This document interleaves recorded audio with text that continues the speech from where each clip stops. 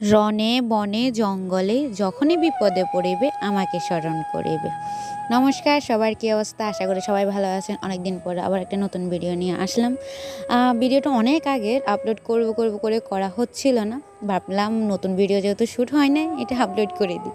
তো যাই হোক, এই ভিডিওটা হচ্ছে আমরা ফুল ফ্যামিলি মিলে যখন বারোদি গেছিলাম সেই ভিডিওটা।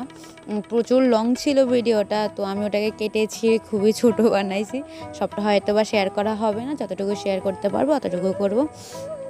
তো খুব ভোরবেলা পুরো ফ্যামিলি রওনা দিয়েছি বাসা থেকে। আমরা 9টার মধ্যে কিন্তু বারোদি পৌঁছে গেছি।